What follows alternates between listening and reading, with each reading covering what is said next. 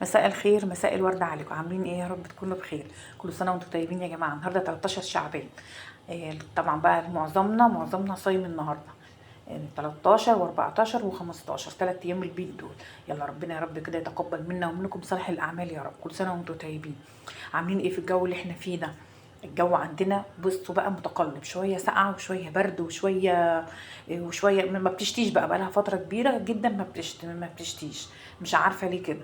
مع ان الشتاء ده خير والله، انا بحب الشتاء عن السقعه. يعني في فرق يا جماعه ما بين الشتاء وما بين السقعه والبرد، عشان ما حدش بيقول يا بتقول ايه. لا، الدنيا لما بتشتي ما بتدفي، الجو بيدفي. لكن بقى البرد والسقعه قوي ده ما بيبقاش فيه شتاء، فالجو تحس انك ايه متلجه كده، تحس انك ايه طالعه من الفريزر او قاعده في الفريزر. يلا كل سنه وانتم طيبين يا رب كده، وايام مباركه، ايام جميله. يا ربنا يجعلها كده يا رب علينا بالخير، اللهم امين يا رب العالمين. وبارك لنا في باقي شعبان وبلغنا رمضان على خير يا رب، اللهم امين. طبعا واضح من الفيديو بقى ان انا بعمل مكرونه وبعمل بطاطس ايه، بعمل مكرونه وبعمل صينيه فراخ. يمكن تقولوا لي انت على طول بتاكلي مكرونه او احنا بناكل مكرونه. انا والله بعمل مكرونه عشان خاطر الولاد، لان انت عارفين بقى الولاد ما بيحبوش بقى الطبيخ، ولا بيحبوا الخضار، ولا بيحبوا الكلام ده. بس انا بعمل برضو خضار وبعمل طبيخ وكل حاجه يعني. بس يعني بعمل لهم المكرونه دي يعني برضو ما بيكون ايه بقى عايزين برضو حاجه سريعه وكده، فبضطر ان انا ايه اعمل لهم مكرونه على طول. بس نوعت بقى المره دي مكرونه بقى. كانت المره اللي فاتت مكرونه سباكيتي، المره دي بقى مكرونه اقلام. مش معنى ان انا المكرونه دي بعملها بشاميل على طول مش هعملها اقلام، لا انا مش بعملها بصلصه يعني، لا بعملها بالصلصه برضو.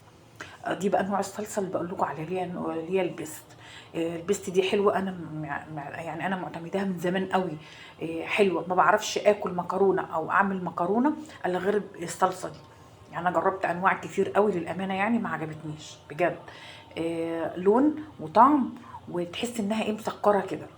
وبتدي بقى ايه بتدي طعم حلو للمكرونه.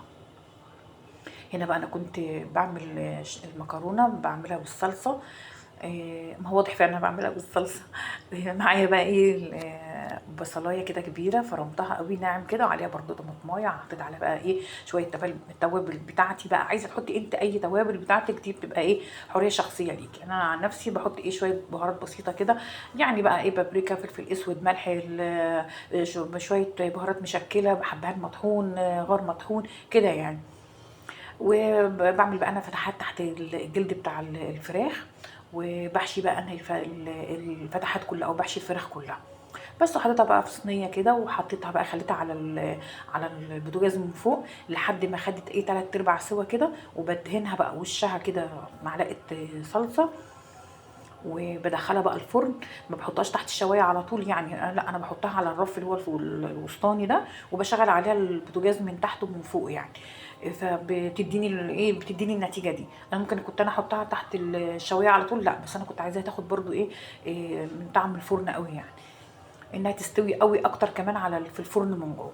بس وطلعت بقى معايا بالشكل ده. معلش هي اتلسوعت شويه من فوق، بس يلا مش مشكله، احنا كده كده اصلا بنشيل الجلد اللي فوق ده كله.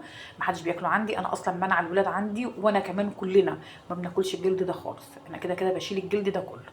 لو وصلتي لحد هنا يا جميله ما حطيتيش اللايك، انزلي حطي اللايك. لو مش مشتركه معايا انزلي اشتركي معايا. ومش عايزه بقى اطول عليكم اكتر من كده. كل سنه وانتم طيبين يا رب، ينعاد علينا وعليكم بالخير. ايام جميله، ايام مباركه، كتري منها من الدعاء. ويا رب يتقبل منا ومنكم صالح الاعمال يا رب. كل سنه وانتم طيبين، واشوفكم على خير في فيديو جديد، واقول لكم باي باي.